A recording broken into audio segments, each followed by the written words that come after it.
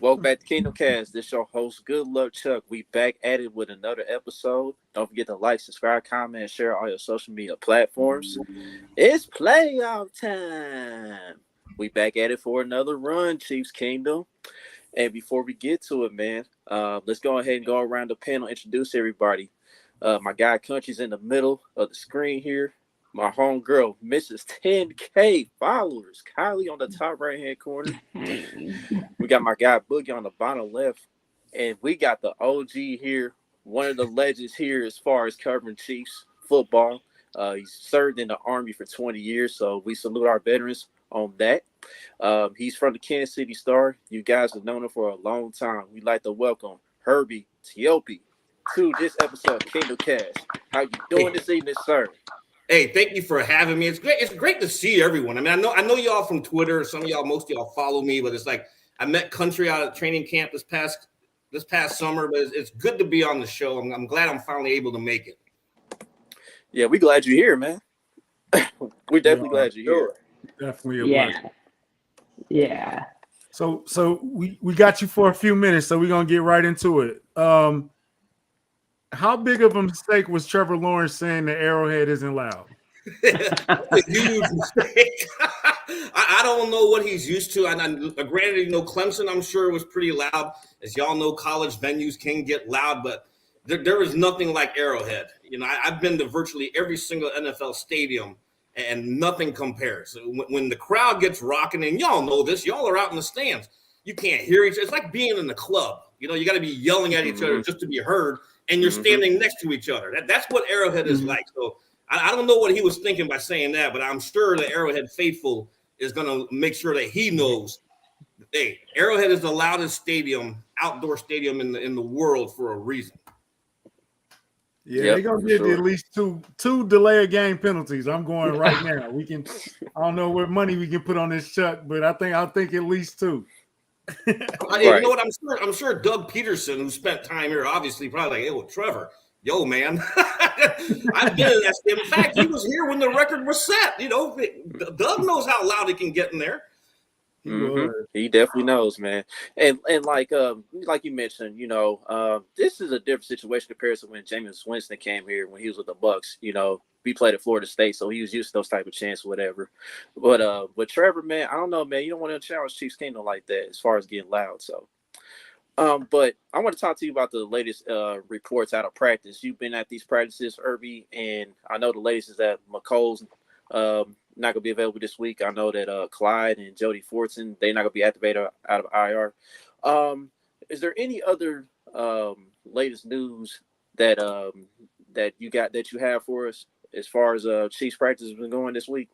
Well, the good news is Frank Clark, as y'all know, who suffered that groin injury against the Raiders, he practiced limited on Wednesday and Thursday, but he put in a full limit. See, the Saturday game is messing with my head. Right. Tuesday and Wednesday he was limited, and then on Thursday he put in a full practice. So that's a good sign, and he's not carrying a game designation, which means that he is available to absorb his full workload. Same thing with Sky Moore. Sky Moore didn't play in the season finale with the hand laceration, but he practiced fully this entire week, so he's a good to go as well. So outside of McCole Hardman, the Chiefs should be relatively healthy for this big game on Saturday. Herbie, are you worried about McCole?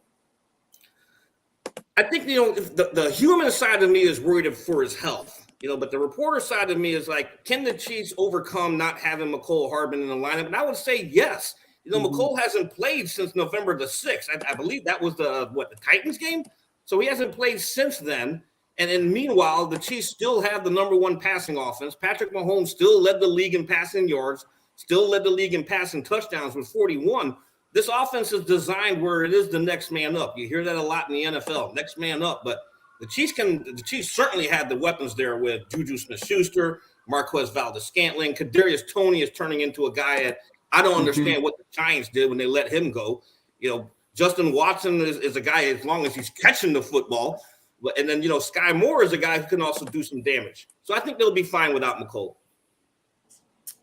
Herbie, where exactly were you when the Chargers when the Jaguars start coming back? I'm a degenerate, so I might have been in a poker room. All I know is I looked up and I was like, what in the world is going on here? And I just had to stop and watch it. It was just, wow. That was just a classic meltdown of monumental proportions. How do you blow a 27-0 lead? Man, and at no point did I ever feel like that game was over. Like, even in the first half when they were just looked like the Chargers were running away from it, I was like, it's the Chargers. It's the Chargers. And sure enough, they came roaring back. Here's something that y'all can probably relate to. It's kind of like the Chiefs of old. You remember when the Colts and the Chiefs, that one playoff game, a lot of people don't like to mention, but I mean, here I am saying this game is over. And then all my Chiefs friends are texting me, it ain't over. Watch what happens. It ain't over. Just watching that game, if you're a Chargers fan, you had to be like sick in the stomach. Yeah, because I told Chargers fans, I said, look, don't get your plane tickets yet. Just relax, all right? I know y'all hype, but just relax. Don't get those plane tickets just yet. How do you think the Texans fans feel? Because they lost their 24-point lead in the quarter. Probably was not as sick as everybody else. So I was at the all agree that this was more the Chargers choking, or was this more the Jaguars? That's a really good question, Boogie, because when you look at the Jaguars over the last month of the regular season, they won their last 5 games, and they had some really nice comebacks. And I think the stats show that in those 5 games, they trailed by at least 9 points in every single one of them. One of the more impressive ones to me was when they were down by 17 points to the Dallas Cowboys and came back and won that game. The game that mattered the most, their regular season finale against the Tennessee Titans, overcame a third quarter 6-point deficit and won the game. So it's a little bit of both.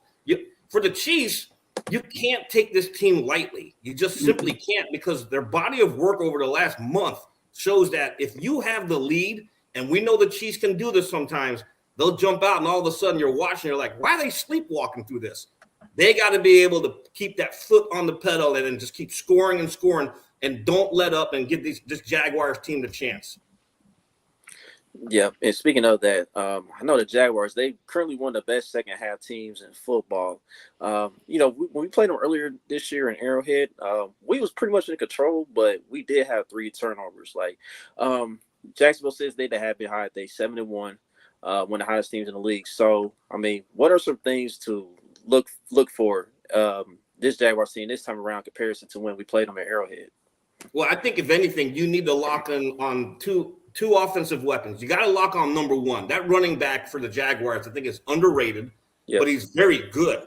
Finished the season on a hot streak. I think it was 3 of the last 5 games. He topped 100 yards rushing, 109 yards rushing last week against the the Los Angeles Chargers. You also have to keep an eye on Christian Kirk. Okay, Kirk scored 2 touchdowns, 109 yards catching against the Chiefs back in week 10. So if you're the Chiefs, I'm not too worried about whether they can score points on the Jaguars, because that defense is beatable. But the defense cannot go to sleep on those 2 weapons, because those 2 weapons can hurt you. They did a really good job against their running back in week 10. Limited him to 45 yards rushing on 11 carries. But other than that, he was a non-factor in the game, and that you have to duplicate that again. I think we also need to worry about Evan Ingram.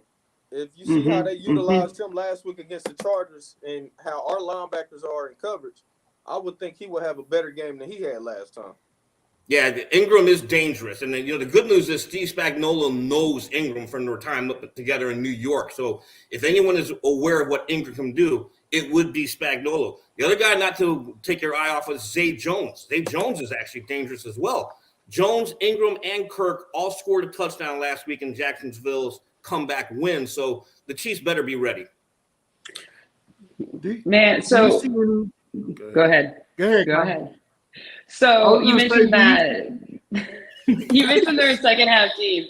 As you mentioned, they're a second half team, and I think that the Chiefs are going to get out and get a really early lead. But I think with Andy, the concern is always him taking his foot off the gas. What do you think about that? Do you think that's a concern? Do you think he's ready to go in there and play all 4 quarters, like on all systems firing, or what?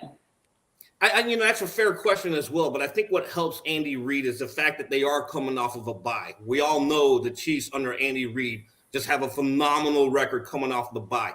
So the team is rested, and they've had a week now to break down that film against the Chargers, what went wrong. And if anybody can make in-game adjustments and try to say, okay, we're not going to do this and we're not going to do that, it would be Andy Reid. Reid and the Chiefs know that this is a dangerous Jaguars team. They know that their head coach knows what they do as well. So there's a chess game within the chess game. If anything, I like to hope. I hope this Chiefs team comes out motivated. I will tell you this, out at practice today, they seemed like they were in high spirits. They were loose, and that's what you want coming into a big game like this. And I think Andy Reid will have his guys ready. Do you see any parallels with this? And I want to compare it to the 2018 team where we weren't supposed to go to the AFC Championship, and they kind of had a Cinderella ride. Do you see any parallels with them in the Jaguars? No, I don't, simply because the quarterback situation. Mahomes is a generational talent. There's just no way around. You look at this guy, there's so many throws that you guys see on TV. You're like, holy smokes. We all do the same thing, but we're out there in practice and I'm seeing him make these throws. It's just incredible. I don't think Trevor Lawrence is at that level. And that's the reason why I can't make that comparison, because yes, Trevor Lawrence is a first round talent, but Mahomes is Mahomes for a reason. I'm with you on that. The thing, but I do agree with you on Christian Kirk, because just looking at this matchup and just seeing how the Chiefs are schematically on defense, they can leave some stuff over the middle. You know what I mean, for Christian Kirk, because Christian Kirk he mainly lines up in the slot, and that's basically where the money is as far as like attacking the Chiefs defense and everything. So I'm with you on that. But Travis Etienne, he's definitely underrated. Like, if we can get out to a fast start early on, I think we can take out, the running aspect of that game. But we definitely got to look out for him as far as like catching like some underneath stuff, because the Chiefs have been known to like let running backs catch out the backfield quite a bit this season. So those are some things to look for. But I got another question for you, to Herbie. In regards to the special teams, as you've seen this year, it's been a struggle. Whether it's kicking extra points, kicking field goals, the return game, all that in one. Have you seen like some growth, throughout the season, despite those mistakes? I'm sitting there. I'm trying to like be careful of the way I phrase this. I think we'll all agree that this is probably the worst time we've ever seen for a Dave Tobe unit. I don't know if Harrison Butker was ever healthy from the high ankle sprain. That might have contributed to some of his misses. Obviously Dustin Colquitt, a longtime Chiefs fan favorite, took to Twitter and then mentioned it could be the holds. And, Dave Tobe was very defensive about that. The punting, I think at least it settled down a little. We no longer hold our breath when Sky Moore was back there getting ready to field it. Now with Kadarius Toney, we're holding our breath in excitement because he can make a 2-yard return look just phenomenal. The guy is that electric. I think it was good in the regular season finale. They finally put together a good game, and they needed that to come into the playoffs, because you didn't want to come into this game with all the miscues still lingering. So at least they fixed it. But, for the total body of work, I think we'll all agree that the special teams this year has been anything but. They had a lot of issues in 2022. Yeah, a lot of them. I think the only thing that was consistent is like, Tommy Townsend and his punts. We had no issues with him punting the ball. So, that's basically the only thing that was consistent. Also, another thing, I thought Isaiah Pacheco did a really nice job as a kickoff returner. He was pretty electric at times. Mm-hmm. So Herbie, who's your favorite guy to interview on the team? You know what? Player? Yeah, every year I'm not going to say a favorite player, but I'll go with a position group. Yeah. Everyone knows that if you go into the locker room, the best quotes will come from. What do you think? What do you think is the best position group for quotes? D-line. I was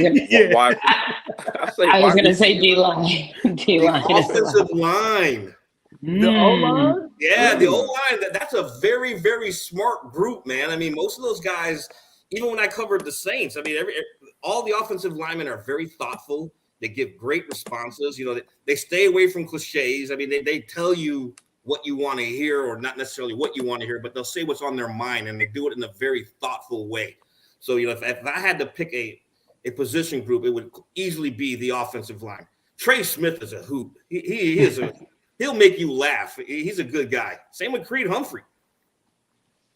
I thought you was gonna go Chris Jones for sure. Yeah, and Frank Clark. Well, Clark. Okay, now individually, Frank Clark tells you like it is. Yeah.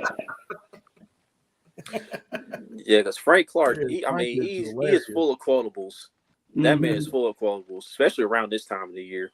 And don't forget what he said before the regular season ended. It was about to be playoff time. That's when he was ready to turn up. Paraphrasing. So I'm looking forward to Frank Clark this week, man. We enjoyed you. You were one of the guys that before you left, it was kind of hard. It was dark times. It was the dark days of Chiefs Kingdom. We enjoyed you. How did you enjoy your time in New Orleans? I know you spent a few years there. How was New Orleans for you? 4 seasons. I will say this: New Orleans gets in your soul. From the music to the community to the friendliness of the town. Yeah, it's a great city. If you've never been to New Orleans, you got to do it, man. And it's like the food down there is, oh my God. You can't go a block and a restaurant you've never heard of. You walk in there and the food just blows you away. Yeah, it's a great city. It's known as the Vegas of the South for a reason. It's a really good town. Yeah, you're a K-State alum, right? So did you go to the Sugar Bowl to experience that? True story. I volunteered with the Kansas City Star for me to go down there and help out the coverage. Oh, okay. Well, yeah, but the Chiefs played the Broncos the next day, so there was no way in the world I was able to go. Okay. Gotcha. But yeah, I still got to go to New Orleans, though, man, because I heard about their food. Even Popeyes is restaurant quality down there, so. Yeah, and they might randomly throw a parade. It might be a Tuesday, and they're doing a parade for no reason at all. If you eat at a chain restaurant in New Orleans, you're doing New Orleans wrong. You gotta try the local stops, man. It's just yeah, definitely. Herbie, what was the biggest difference in the Saints and the Chiefs covering both teams? They both teams had rabid fan bases. I'll say that.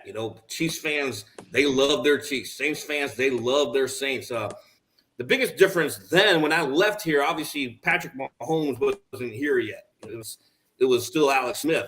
I think like going there taught me, covering Drew Brees, taught me what it was like to cover an elite quarterback.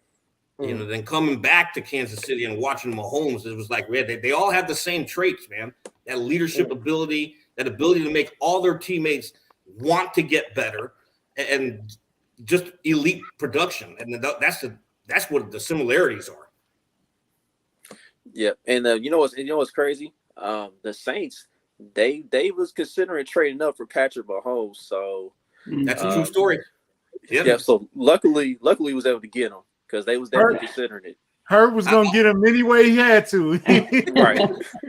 I'll say this, on that draft night, that was the first question that was asked to Sean Payton. If the Chiefs did not trade up, would you have taken Patrick Mahomes? He flat out said yes. But they got a good player. They got cornerback Marshawn Lattimore, but I think in the perfect world, Brees, Mahomes would have had the opportunity to learn under Drew Brees and Sean Payton and play in the dome. Imagine what his numbers would look like right now if he were down there. Yeah. Oh my goodness. Oh my God. We remember the pass in preseason when he played against the Falcons and how that ball was up in the air for so long. It was like playing Tecmo Super Bowl for a minute.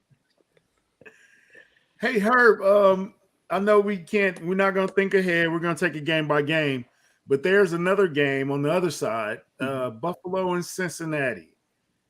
What are your thoughts on that budding rivalry? They've never played each other before. I heard that today. Burrow and Allen have never played each other. Yeah, and that's pretty incredible, isn't it? Mm-hmm. That's crazy. And it's going to happen in the playoffs. I think if in a perfect world, I think the Bengals beat the Bills, and then the game's at Arrowhead. That's what my heart wants me to say because we don't have to go anywhere. It's at Arrowhead, but my head says the Bills got something to prove. You know, they're trying to do what the Chiefs did when the Chiefs finally got over the hump, and they built that team this offseason to do that. So I think the Bills win that game in a squeaker, and then we're all off to Atlanta. Because even though I'm not looking too far ahead, but I think the Chiefs will beat the Jaguars. This is a game the Chiefs should win. I will be stunned if the Jaguars somehow find a way to beat the Chiefs. Yep, I'm with you on that. And I know you're running short on time here, so let's go ahead and ask you about this one. Like, how does this one shake out for you, Herbie? I know you got the Chiefs winning, but like, how does it exactly shake out? The game shake out for you? I think if anything, the Chiefs will jump out faster. I think they use this bye week to get over the fact that they have a bad tendency to always start slow. If they start slow this game and allow the Jaguars to stick around, then this game is going to, all of a sudden we're all going to be on the edge of our seats. But I think the Chiefs, Andy Reid's going to have his guys ready to get going early and often. And if when they jump out to a lead, they're not going to be sitting there, making some boneheaded plays. I think they're going to try to score every opportunity they can. You have to do that against the Jaguars. You cannot let this dangerous Jaguars team hang around. Yep. And and one last thing. Defensively for the Chiefs, I know the Jaguars, they run a lot of bunch, or they'll go 5 wide and everything. So how can the Chiefs, try to, slow that down? Because Doug Peterson, he is very good at, scheming up his guys open against Spags scheme per se. But when you look at the Chiefs, though, even against the Raiders had a prolific passing attack as well. They ran a lot of 4-1-6 packages, a lot of dime packages. So, if the Jaguars, Doug Peterson spreads his guys out, this young defensive back group that the Chiefs have, that they're up for the task. These guys are battle hardened at this point. We're talking about obviously Trent McDuffie, Joshua Williams, Jalen Watson, Brian Cook. Those guys are battle tested, and I think they're going to rise to the occasion. What do you think the Chiefs will do to try to contain ETN's speed getting to the outside? They do a lot of off tackles. They try to get him on the outside. You think they try to contain him to make him run in between the tackles, or what would you do? Hey, they follow the same formula they did last week. I asked Nick Bolton that exact question, and he said, look, it's up to our front four. The beauty of the Chiefs' front seven is they're stout up front, and you've got obviously a tackling machine in Nick Bolton, and Willie Gay is fast enough to erase a lot of mistakes as well. So if you rely on Chris Jones, Derek Nottie, George Karlaftis, and even Frank Clark to control the trenches, allow your linebackers to flow to NTN. They stopped them last time using that formula, duplicate it. Yeah, for sure. Well, Herbie, we know you're short of time. You got a deadline. Last thing that we wanted to touch on, like I said off air, I will say it on air. You are one of the top 2 most respected reporters in our area. You'll make me cry here. Your work. We've been following you for years.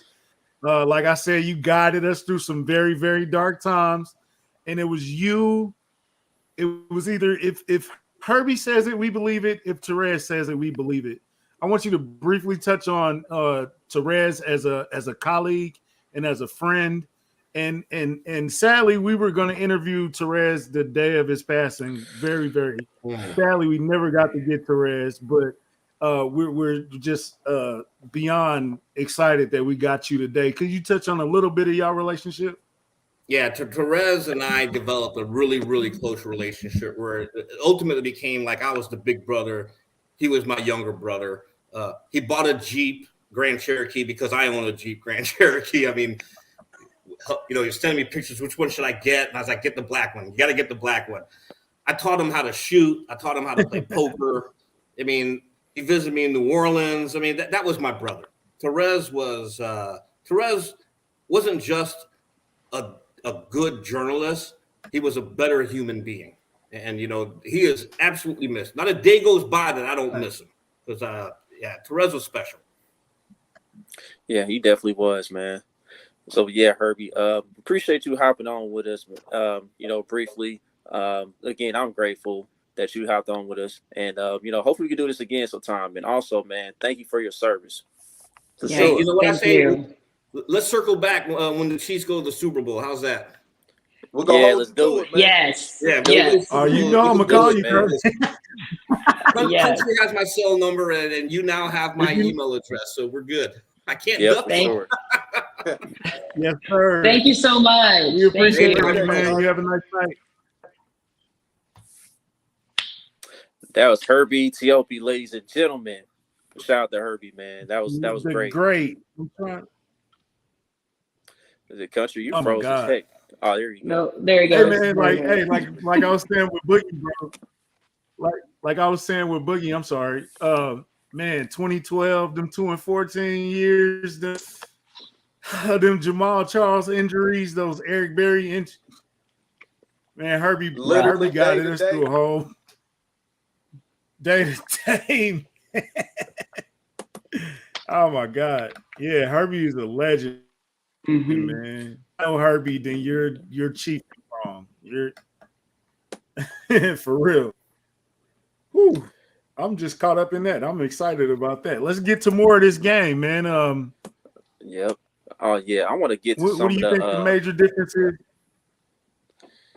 Oh, my fault. Go ahead, country. Were we talking at the same time? My bad. I was going to get to what do you think has changed from? I'm sorry, Kylie. I know I'm tripping. No, you're straight. I have the giggles. What is the difference between week 10 and now?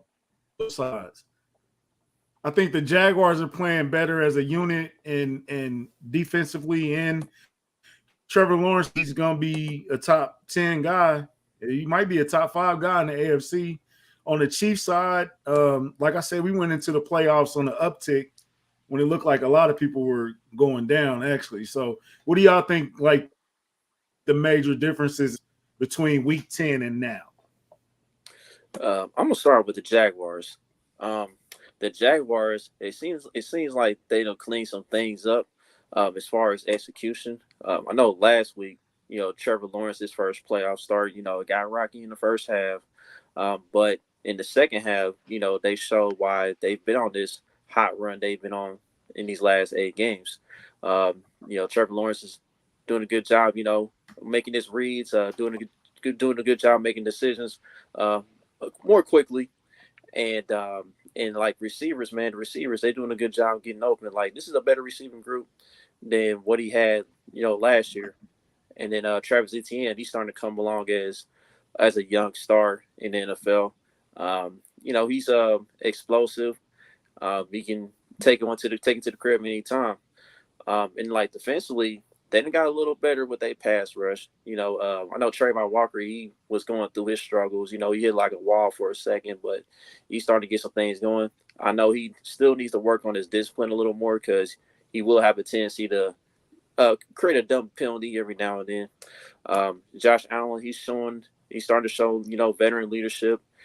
He's been on a pretty good stretch lately. And not enough people talking about Foye Olukun. He's one of the best linebackers in the league. I think he's pretty slept on. He ended up as one of the top tacklers in the league.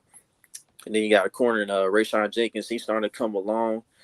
So like overall, man, Doug Peterson, just his coaching and getting these guys to believe, man, because I think I remember Trevor Lawrence was talking about at the time when they was 3-7, and Doug Peterson gathered the guys and made them believe, you know what I mean, and that's been sticking with the guys since then. So this week is gonna be it's not gonna be an easy one. We should win the game, but at the same time, the Jaguars, they're not going to back down because, like I mentioned earlier in the pod, they one of the best second half teams in the league. So we got to be cognizant of that. Definitely. I think, obviously, Trevor Lawrence, things are really starting to click for Trevor Lawrence. Their ability to play through that adversity and come back from those huge deficits, I think that's really impressive. I would say from the Chiefs' perspective, though, I think George Karlaftis and our front four have made huge strides over the last part of the season. They're able to get home with 4, which has been really helpful to our secondary. Another guy, I think Justin Reed has been playing much better. He's making a lot more plays. I think that Spags defense is starting to click for him. So I think overall, defensively, we're going to see it's a much better unit. And then special teams, it's so hard to go off of just that last game. Yeah, we had a clean game with the Raiders that last time, but that is still a concern of mine. But I think they know that the stakes are higher. I think they're going to clean that stuff up. Yeah, I think they're going to come out ready. But yeah, I think I seen somebody say it in the comments. I don't think McKinnon was McKinnon at that point in time. I feel like that was one of the first games where we start thinking Pacheco was that guy. We was all impressed. Remember, he had that fumble early, then they went right back to him. So I feel like now Pacheco's definitely a way better running back. I think McKinnon's a way better running back. I think, like Kylie said, we got Karlaftis now. We didn't have Frank Clark against them. So I think we're a little more healthier. Like you said, I'm just worried about the turnovers. I think for the Jaguars, like we said earlier, ETN, they've been using him a lot more. I think they've been utilizing those weapons like we was talking about. They have some of the best, one of the most underrated skill positions groups in the league with those receivers. So I think they've been doing a good job of getting them the ball. Like you said, Ingram, we just got to make sure we solid on defense. Don't give up big plays. I think we'll be all right. I think, yeah. And then two, it was Tony's first game was against the Jags. So, like, now he's had some time with the offense to really start clicking. I'm excited to see what he does. Was that his first game or his first game he scored a touchdown? Nah, it was his first game. First, I thought it was his first game. Hold on, wait. Because that was a game. It might have been the second game. Yeah, it was second. It was second game because I know first game. Because the first game he was definitely. That was the first game. Was that the first game? Yeah, he didn't have very many snaps in his first game. Mm-hmm. Yeah, because I think his first game wasn't his first game when they played Monday night against the Raiders, I believe. Hold on. I know it was a night game. It was that or the Titans. It would have been the Titans. The Titans is who we played right before the. Yeah, I think it was the Titans. That was his first game. The Titans. Oh, yeah. So but he didn't get very many snaps. Yeah, McCall went down that game. That was he got like 30 snaps that game. But now he knows the offense a little bit more. I think they've made a few more plays. I think Andy's got some things in his little bag of tricks for Tony. Yeah, I think that'll be a big difference. Here's something I didn't know. I forgot the Jaguars traded for Calvin Ridley. They're gonna be getting him next year. So they definitely gonna be, if not this year, even if their season ends Saturday, which we hope happens, they're gonna be something to look at next year with Calvin Ridley added to that core, and then what they doing and building on that and adding draft. They're gonna be somebody that, and with that division, we're gonna be seeing Jacksonville again in the playoffs. Yeah, so we might get used to it. Somebody compared him to, I think it was on Carrington's show. Somebody compared him to Andrew Luck.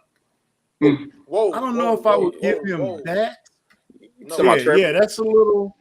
I don't know if I would give him that, but he might dominate that division like Andrew Luck did. Like he might. I don't think he's on that level yet. He got a ways to go to get there. But I think Trevor is extremely gifted, though. You know. Yeah, he's nice. Yeah, and Doug Peterson, we know he used to play quarterback. He played the position for a long time. Man, he's been around all kinds of quarterbacks. So he's gonna get Trevor right, man. Trevor just gonna get better. What is the potential y'all think for Trevor Lawrence? Y'all think he has potential to be like a top 5 quarterback in the league? Y'all think he top 10? You think he's that? Oh, okay. Yeah, I can see him at top 5. Yeah, I think that's where his ceiling's at. That's definitely where his ceiling's at, top 5. Did he jump Herbert? Hell no. I'm not ready. I'm not ready yet. What? I'm not ready for it either. But I can see an argument for it. Yeah, Where did Herbert go? Did Herbert drop a couple notches for you, bud? No. Not a single one. Not at all. Nothing at all. This is his first playoff game. Yeah, but it's a memorable one. I mean, he missed some key plays, but overall, I think it was more coaching on that game than Herbert. Yeah. I wouldn't say Herbert is overrated. I think he's still in the conversation. I wouldn't say he jumped them yet, but he definitely in the rear view, and options are closer than they appear. Someone said that Herbert was like Matt Stafford in Detroit, and I can't unhear it. Okay. I was like, okay, that makes sense. Yeah. I saw that too. Kyle. I'll give you that. But I don't think I'm as high on Trevor Lawrence as y'all are. I'm not seeing top 5 yet. Let me see a little bit more. I mean, we're not saying right now. We talking about I know potential. I'm not saying that down the line. I think you give him another year with Peterson, bro. He might, and you keep surrounding him with weapons. And I mean, like I said, you haven't if Ridley comes in shape and all that and ready to go, like he's gonna be and Christian Kirk, we all laughed about that $17 million, but right. He looked like he earned it. Ridley. Well, so no, hold on. So Boogie, right now, leaving the 2022 season, who do you feel like your top 5 QBs are? You don't have to name them in order, but like who would be ahead of Trevor Lawrence? Mahomes, of course. Of course. I would say Mahomes, Burrow, Josh Allen off tops, Jalen Hurts off tops. Lamar. I would take Lamar over Lawrence. Yep. Herbert. You're forgetting somebody. He's close then. Joey B? No, he said Burrow. I said him. Oh, you did? Oh, okay. I said him early. Okay. Yeah, so we don't want Sporting Voice to have an aneurysm. Please don't, y'all. Please. So I'm thinking top 10-ish. So that's like 7. Yeah. So he could. I feel like he could get top 5 based off of that's those. An 8-9 range. That's fair. AFC is packed, bro. It's almost like you can't. It ain't no. Because we got questions with like Deshaun Watson. Like I would take Deshaun Watson over him, but I understand right now somebody saying Lawrence because of this year and all that's happening. I understand that. I'll give you that. No. Dak wins another game. Whoa, Hefe, you need to take another vacation. Wow. Oh my goodness. Oh my goodness. You been going. Calm down, baby. Saying that shit, man. Come on. I'll say this though. Dak had the best performance out of all the quarterbacks on Wild Card Weekend. I'll say that, but I can't. No, even if he wins this weekend, I can't do top 5. He beat a 62-year-old man, bro. Well, he went against a defense, but yeah. Yeah, Tampa just wasn't a good team this year, man. They just weren't, man. Brady looked awful. Let's just call it what it was. He looked terrible that game. Brady didn't look as good, but right. The Bucs roster wasn't that good this year. Like they started the year off with like their whole offensive line was hurt. Yep, and then when they lost Shaq Barrett, Shaq Barrett, they was done. Yeah. For sure. Their roster's not been great, but even in that game against the Cowboys, he was missing passes. Like it was a mess. He was horrible. He was horrible. That pick in the end zone. That pick in the end zone was shocking. That was horrible. But and then he missed another one. He overthrew. Yeah, fair. And they're cleaning house. Hey, Julia. Hi, Julia. Julia. Man. What? He said, "What about Peyton Manning?" Nobody's even talking about Peyton Manning, bro. Nobody's even talking about him. Don't put his stuff up. Yeah, the Queen has spoken. Anyway. Yeah, Quinn. Now hold on, Quinn. Time out, Quinn. Low key, Quinn. I think Bruce Arians was calling some of them plays, man. Like I see that Byron Levis got fired today, but I think Bruce Arians was calling some of them plays in the booth, man. Because I know how Bruce Arians is. Bruce Arians loves to throw that rock, man. And that game, that looked like a Bruce Arians game plan to me. Byron Leftwich sucks as an offensive coordinator. Respect. You think so? Yeah. I mean, he could have been part of the problem. Yeah, because I mean, them running plays were predictable as hell. Because I mean, majority of their running plays, they would just run up the middle, like they ain't try to bounce it outside for real. Whether he the problem or not, he fell on that sword today. Yeah, he did. He did on him. And I know. Yeah, and I know we're a Chiefs pod, but do you feel like the Bucs getting rid of all these coaches is an effort to keep Tom? You think Tom's going to stay with the Bucs? You think he's out too? He gone. I think he's done. So they're just everyone's gone. Right now, Kylie, I would say he's gonna leave. That could change next week. Because last week I said Lamar Jackson is 1,000% leaving. But after today, I think it's a very good chance he stays. What happened today? I missed it. Greg Roman got fired. Finally. Oh, I missed it. And then they said they're gonna have Lamar help pick the offensive coordinator. So I sent that specifically for Chuck to see, so he can when he woke up. Brady, no, they're keeping Tua. Country. I don't think. Don't read it. Don't even. Don't. I'm sorry. Hey, Take that down, man. Take that down. My goodness, man. Take care of business. Take care of business. You guys got a game. They got a game. To Hey, Sporting Voice, we're gonna get to y'all game soon, Sporting Voice. My fault, no, you're not. I mean, we gotta do divisional round predictions.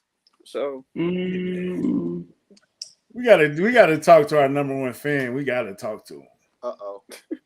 Yeah, but anyway, man. Let's answer Julian's question real fast. Maybe. I mean, I think with this injury now, I think not to down McCall Hardman in his quest for getting a bag and whatnot, but with this latest injury or whatnot, it does open the door to make him a little bit more affordable to bring him back, possibly. So I'm not gonna say all that just yet. Yeah, I seen people saying that he's playing up the injury. Like that's the silliest thing. Wait, what? Why would you put that he was playing up the injury? Like he's milking the injury. No, he doesn't want to play for a money type thing. I'm like, when has McCall ever been that guy? Like it's the playoffs, bro. Right. You know what I'm saying? Like, did Andy Reid not say? And he's gonna get paid. Like what? Yeah. That don't make no sense. Like, bro. Like, I don't get that, Kevin. I don't get it. Kevin, no. Lamar Jackson I don't get that reference, same, bro. No, I don't get that reference. But did Andy Reid not say that McCall was getting ramped up and then, his body just wasn't responding to like the recovery aspect of it. So they said they pushing him back. They holding him back. I think we take for granted how good our medical staff is. Right. Like they are human. Sometimes it is setbacks and stuff happens. They getting surgery and doing all types of stuff. Stuff happens. Like I don't know why you would question him not wanting to play. That's crazy. I haven't seen silly. that though. That's ridiculous. I think that injury was more than they let on, because it started as abs and then he got sick and then it was his pelvis and then it was like it's changed like 3-4 times. Like this was regular, and it's not like McCall is on the IR. Like we always like, oh, there goes another hamstring for McCall. He hasn't been hurt up to this point. Like, so I don't know. Maybe he doesn't know how to react to this type of injury. He's never been so, and we got Rick Burkholzer in the league, or at least top 5 in the league. He's not gonna let him hurt himself. You know what I'm saying? So I think it's a bit of McCall. I think it's a bit of the team that, hey, we protecting you from yourself. Because it's the playoffs. Of course he wants to win the Super. Come on, man. Of course he wants to go out there and play. Of course he does. That was just a silly take, man. Like I don't get that. McCall definitely was trying to get back out here for the playoffs. So now Lamar on the other hand may not return at all is a bump. Okay, I heard that. Anyway, hey, and Chuck, I'm with you on this though. Whisper. No, I'm with Chuck on this one. Lamar shouldn't even be playing. Fuck that. I don't care what they talking about. Because dog, I heard that NFL on Fox segment, dog. I cringed. That was disgusting, man. I cringed watching that, dude. Because Michael Vick, first of all, you didn't play on the sprained ACL until after you signed your contract. So you had no right to use that example, bro. People act like they don't understand why he's not risking it. You think if he was signed, he wouldn't play? Like, why would I risk it and I don't have no security? That don't make sense. And then Robert Griffin already said this. Right. Like, y'all remember him when he tried to play on this similar injury, and it derailed his career. We all remember that. Yeah. So, yeah, that was just silly, man. But anyway, man. Back to this matchup, though. I mean, as I look further into the matchup, the Chiefs, they definitely have some advantages they can take care of here.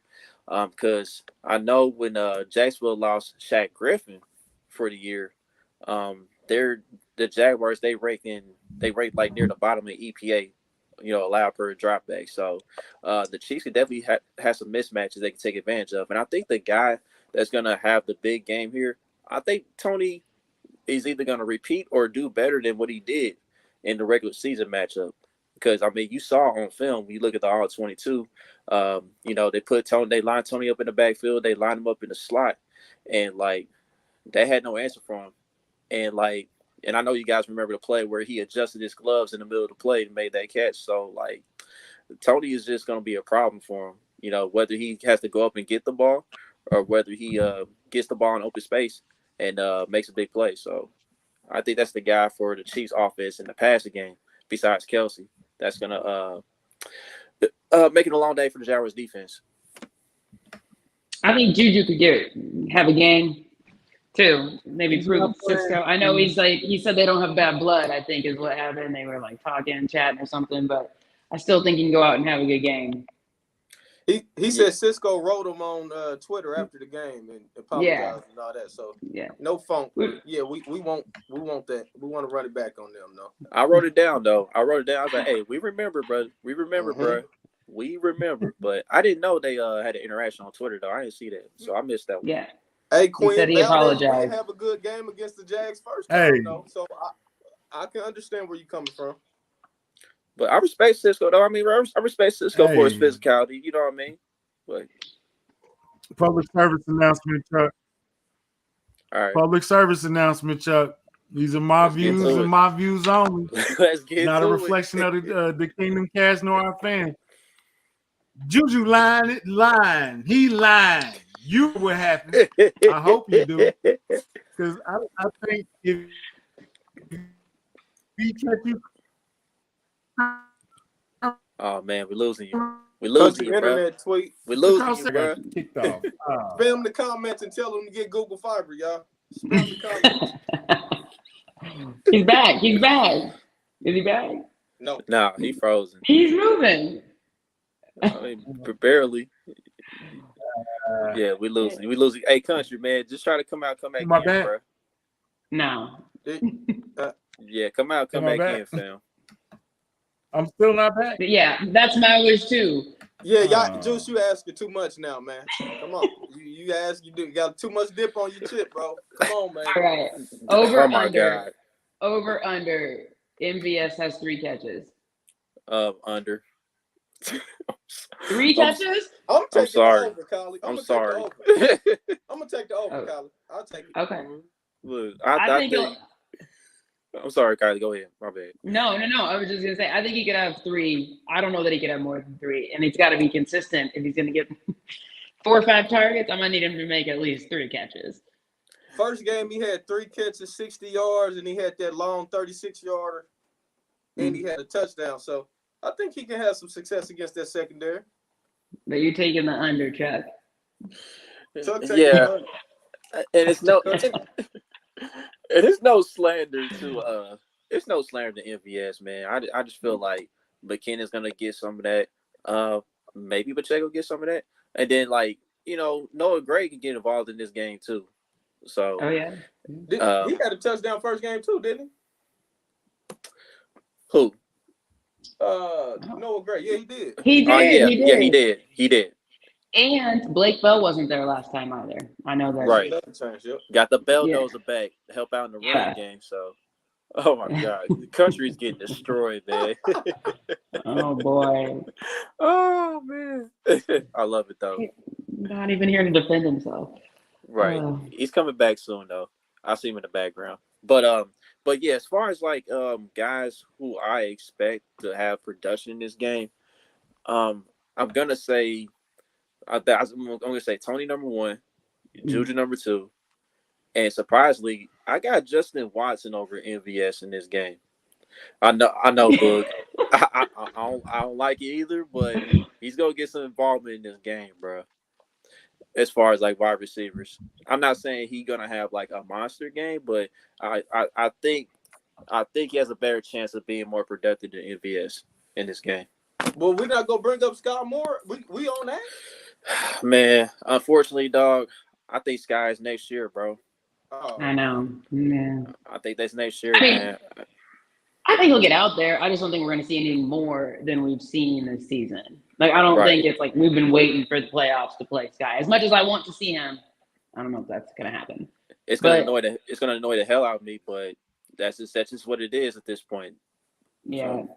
But I mean, honestly, I think Travis Kelce is gonna have a big game. The way they try to defend tight ends, I just think Kelce's gonna eat. Yeah, the Jaguars they allow a league high 9.5 yards per target to tight ends, and you guys saw what Gerald Everett did to them last week, at 109 yards in a TD. So yeah, and I think their yards.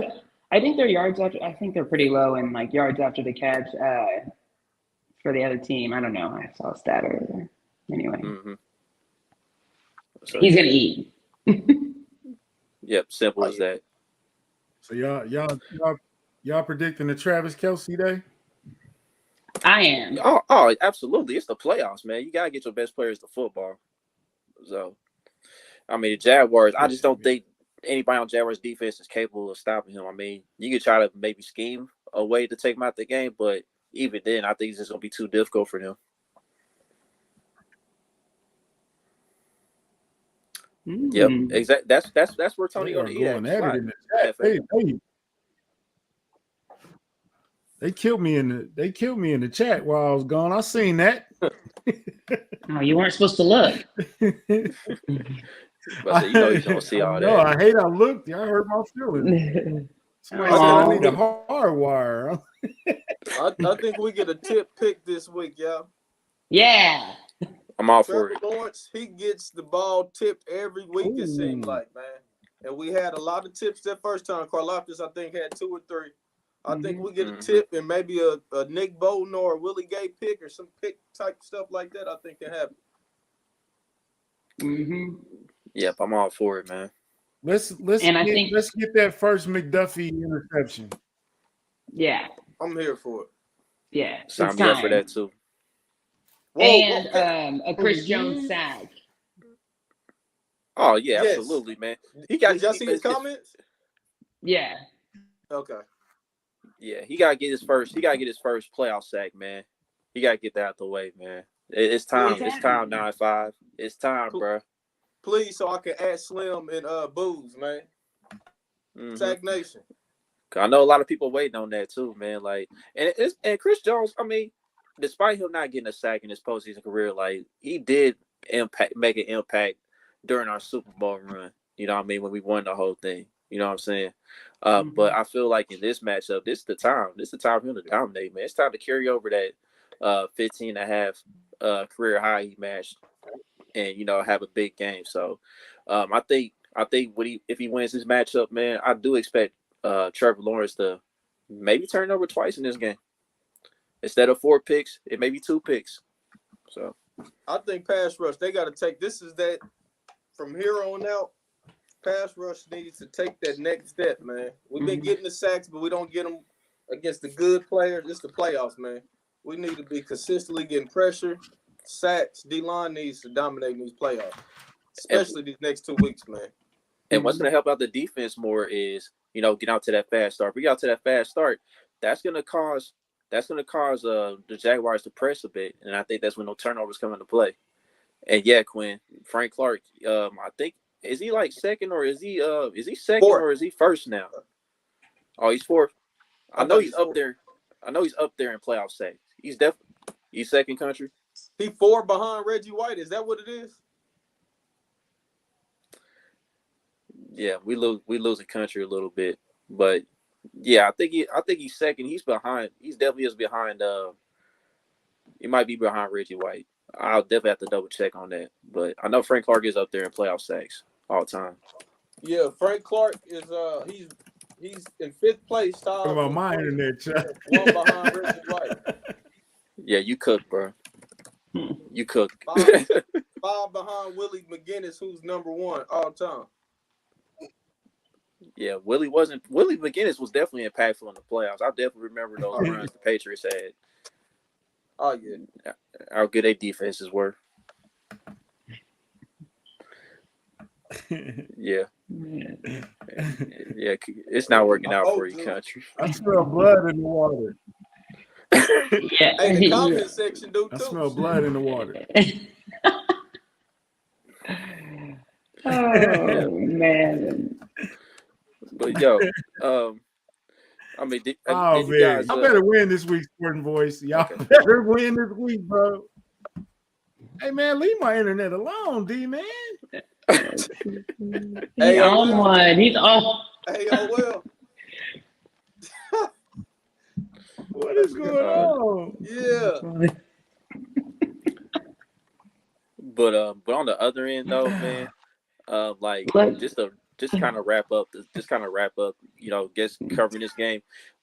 Jaguars, I think the only player that is gonna have success in this game, unfortunately, is Christian Kirk. I think Christian Kirk's route running, you know what I mean? I think it's gonna be a bit of an issue for Snead in this one.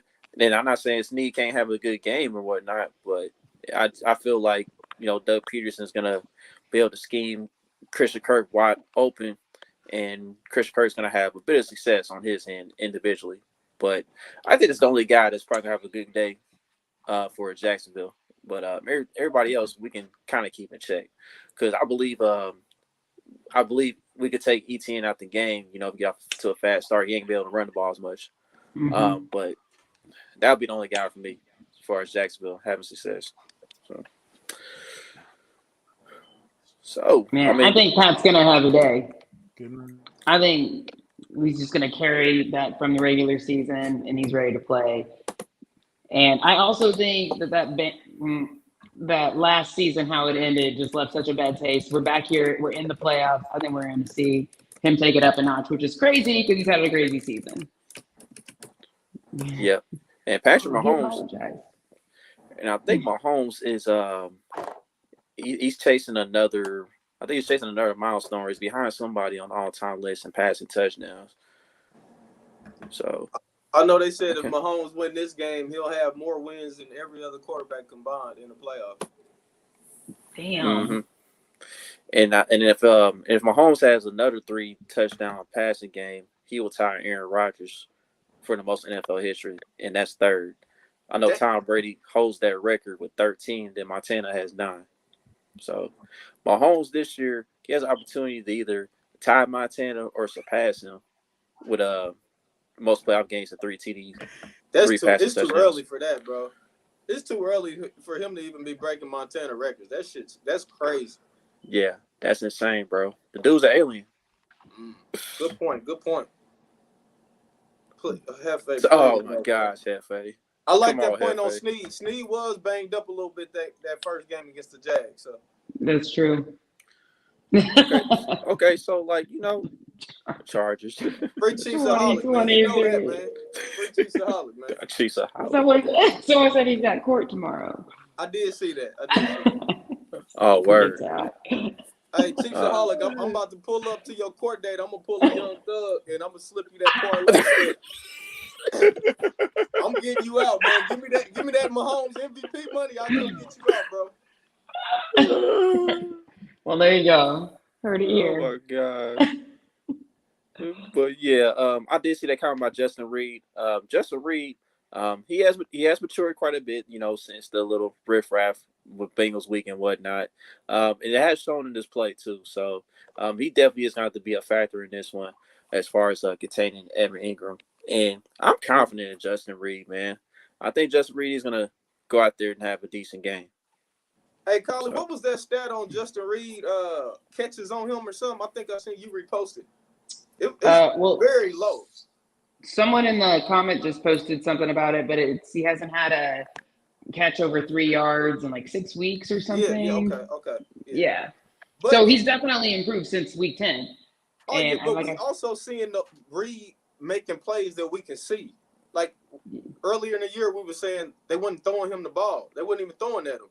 Now at least he's making impact plays like these last 2 weeks more than all year. But we need him like that, man. Him and Juan. Both of them stepped up these last quarter of the season. I think Juan had his best game against the Raiders. I think if we can get that one Saturday, I think that'll be great. But I think for Justin Reed, it's more about him learning the defense. I think he's just starting to put things together and kind of figure out the packages and all that. So I think we can see them both. Oh my gosh, Charleston White. Hefe always finds a way to put bring Charleston White onto this podcast. And Kevin, I'm not putting that LeBron comment up. No. Yeah. I beat the drum. I beat the yeah.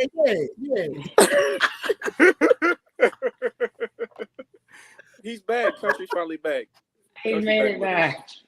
Good. I don't know if I'm working or not. I'm just looking at. I'm just the participant. My dog. All right, oh god. So let's go ahead and do these other predictions as far as the playoff games. We done lost that man again apparently, but yeah, let's go ahead and talk about the other divisional round games. Let's see here. We got Eagles and Giants as the next one. How do you guys see that one play out? I don't know if he's here or not. I'll go first. I got the Eagles. I think it's gonna be close. You got the Eagles. It's gonna be close. Yeah. That's what Country said. Yeah. Mm-hmm. Yeah. No. I think the Eagles will win. I know they're coming off a bye. I know Hurts has been hurt, but I just think. I mean, the Giants looked good against the Vikings, but the Vikings defense is just not good. And I mean, I think you're just dealing with a different animal when you go in and try and play Philadelphia. So I'm going to take Philly in that game. I think it's the end of the rope for the Giants. It's been fun, but I think it's the end. Okay. Yes, Little John. We'll get to Little John in a sec. All right, Boogie, what you got? I got the Giants, man. I think they go pull off the upset. I think Philly with that extra bye week is a division rival. I think Giants gonna come out. They the hotter team. They got the momentum. I think they go get them. Ooh, I like it. I don't agree with you, but I like it. Ooh, man. I've been battling back and forth with this one, man. You know, I kind of want to lead Boog and think that the Giants gonna pull out the upset. But I just think, man, I don't know. This one's very difficult. I think at the end of the day, I think the Eagles do find a way to get this done. The key in this game is gonna be the key guy in this game is gonna be Devontae Smith. If Hurts has time back there to survey the field, Devontae Smith's gonna have himself a day because I don't think anybody in the Giants secondary can contain him. And also they can attack the middle of the field too. Because I think Dallas Goedert's gonna be a key in this one too. Whether he's running routes in the middle of the field or whether he is chipping and then he goes out and run his route. I think that's gonna be an issue for the Giants. And also in this matchup in the past, the Eagles have had some success running the football too.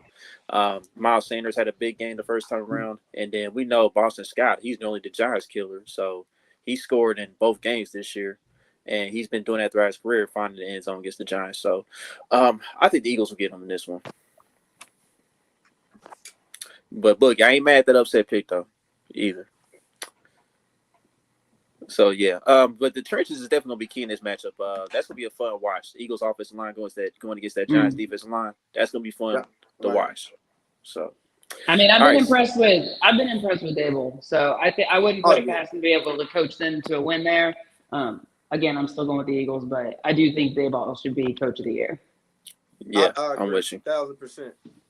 Mm-hmm. So the next game here, Sporting Voice, we're gonna get to y'all boys now, man. So Bills and Bengals. We all know the bells and whistles for this one. You know, I expect Damar Hamlin to pull up for this one. You know, shout out to him. Glazing decent health again, good spirits, you know what I mean? Get out the hospital and everything. And then also we got our Poga Envy #1, Carl Sheffer is reffing that game too. So that's another factor. As everyone knows, you know, that regular season game didn't get finished. I still can't believe why this isn't a neutral site game instead of the AFC Championship game if the Bills win this one. But that's another story for a different day. Anyway, who y'all got in this one?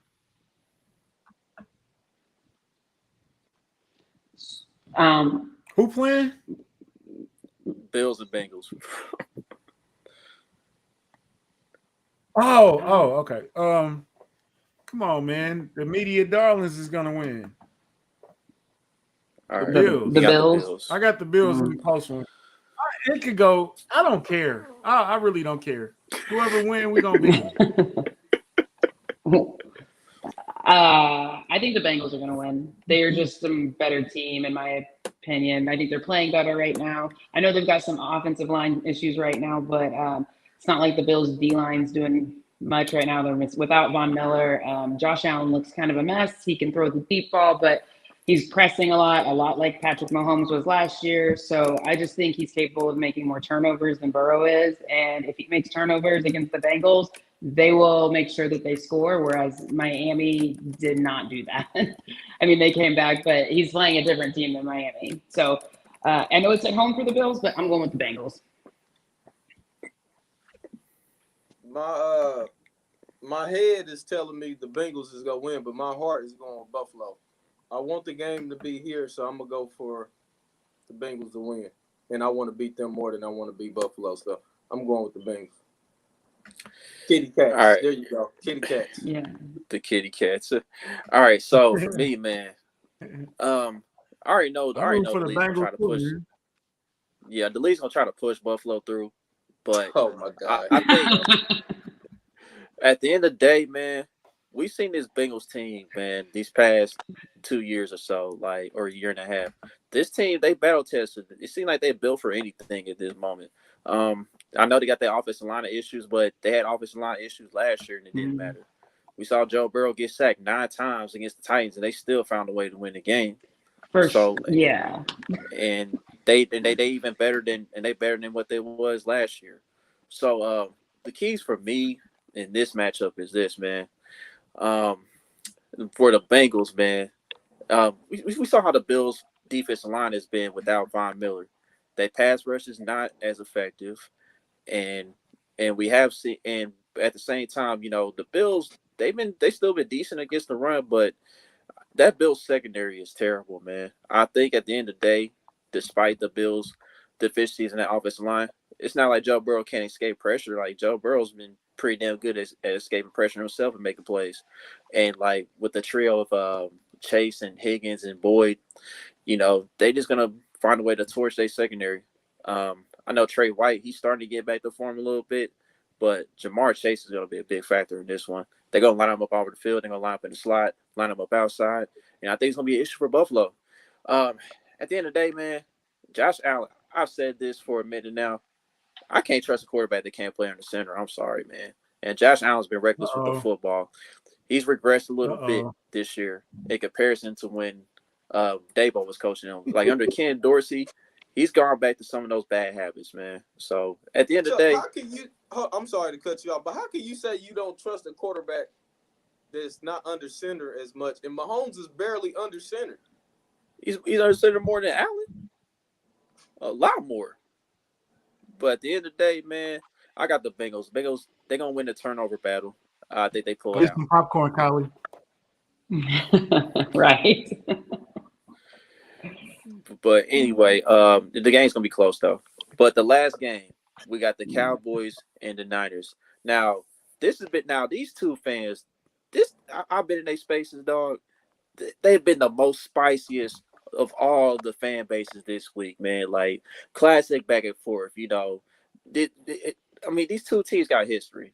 You guys know in the 90s they went at it. You know what I mean? The Cowboys was getting the Niners at first, and then the Niners finally broke through and everything. You guys know the history of the players. We ain't got to go through the list and all that. But you guys saw last year, the Niners were able to squeak it out. Dak didn't get to spike the ball in time and everything. But I feel like this is going to be a pretty good one here. So who you guys got in this matchup?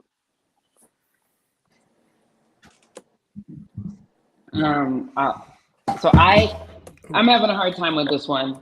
I think someone said it in the chat, but the Cowboys can't be trusted. I fully agree with that. I honestly thought the Bucs were going to win because the Cowboys can't be trusted, and just how they ended their season, it was just not good.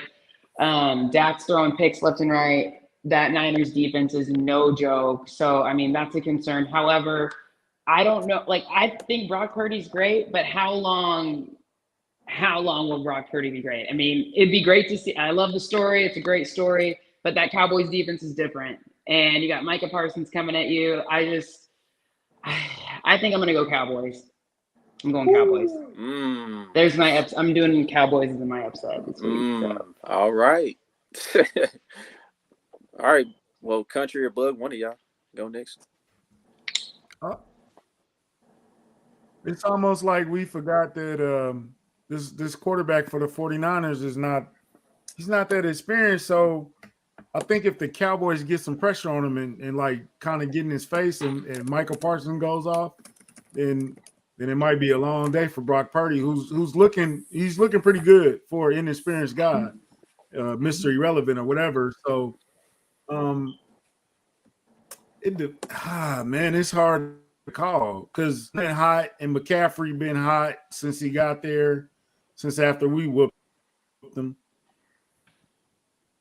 Oh, Cal, the shot for Deal Wall. Okay, and Jay Tuck. Is my internet messed up again? Yep, I think he said. I think he said Cowboys. He did. You did say Cowboys though. Country did say Cowboys. It's just me. No, I'm here. Boogie, what the hell you doing? Bro, what's going on here? Now it's on me, man. What y'all doing, man? What the hell y'all doing, man? There, we're back. Let's get some order in here. All right, cool. I'll say Country over here. Agreed, Country over Julia. here messing with buttons and whatnot. It was the Boogie show. My fault. I thought it was the Boogie show. My bad. Thanks, you. It was the Boogie show. Oh my goodness. I got deja vu, man. I think we're gonna get the Giants versus the 49ers in the NFC Championship. I got the 49ers winning this. I think they're gonna just be a little too physical for the Cowboys with their defense.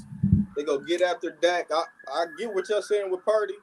I do think Parsons, as usual, is go fucking give him nightmares. But I think they're gonna be able to run the ball. They're gonna be able to play action. They're gonna be able to get some deep stuff. I'm sorry, Tuck, Dia. I think it's gonna be a bad weekend this weekend. I got 49. Yeah. I'm with Boog on this one, man. The Cowboys, I'm not saying they can't win this game, but with the addition of Christian McCaffrey to the Niners team, like it's gonna be too much of a problem, man, because now you got three guys that can line up anywhere on the field, man. You got Debo, you can line up in the backfield and at wide receiver. And now you got Christian McCaffrey that can line up in the backfield and at wide receiver. And also, let's not forget about Kyle Juszczyk.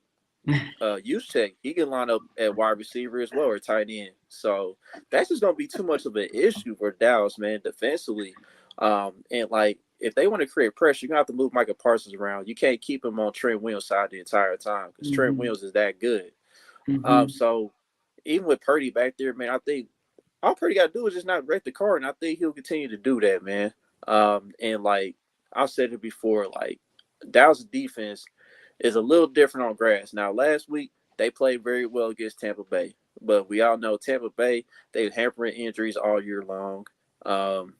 Tom Brady, he didn't play well and all that other stuff, but the Niners, they just a better coach team for these guys. And even though Dan Quinn and Kyle Shanahan, they're familiar with each other, at the end of the day, good offense beats good defense. And I think that's the case here with the Niners. So, and defensively, as far as the Niners go, the trenches in that battle is going to be interesting because the Cowboys, they still decent. They still got a decent offensive line, but at the end of the day, I think D'Amico Ryan's going to come up with something schematically to find a way to get some pressure on Dak Prescott. Maybe force him into a turnover or two. So I got the Niners. Okay. I'm super conflicted with this game. I'm going Cowboys. I'm staying on that, but I think it's gonna be a real good game. Yeah. Somebody called Boogie the David Ruffin. Come on. Juice, come on, man. Juice is funny, man. So yeah, but before we wrap up this show a little bit, I want to touch on the new episode of New Heights, man. I didn't get to finish watching the Gronk one. That Gronk one was pretty good. But I do want to touch on the Waffle House debate because, they was talking about Trevor Lawrence going to the Waffle House after his comeback or whatever. And you know, Travis and Jason, they was having a debate of whether Waffle House is a diner or not. Travis says a diner. Jason Kelsey says it's not. I mean, what y'all think, man? Do y'all think Waffle House is a diner? Is that considered a diner? 100%. Listen, I love Waffle House. Okay, there are many Sundays before games where we'll go to Waffle House and do it up right, and it's a diner, and they treat it like it's a diner when you're in there. Exactly. Yeah, I think it's a diner. I mess with Waffle House, man. You know, the Waffle House out here, you got to have somebody that look like they on drugs back there, man. You know, they got them type of sketchy. Yep. Waffle House always got them sketchy looking people, but the shit be good every time, man. I don't want no clean cut. I need you looking a little sketchy when I pull up the Waffle House. That's right. It's true. The sketchier, the better the food. It's so true. Every time. Yeah. Mm-hmm. Yeah. And they will get your food out fast. You'll order and 30 seconds later it's in front of you. And it's cheap. We're not endorsed by Waffle House, by the way, but they wanted to sponsor us, man. Right. Country, what you got on there, bro? What's your opinion about this, man? Call us.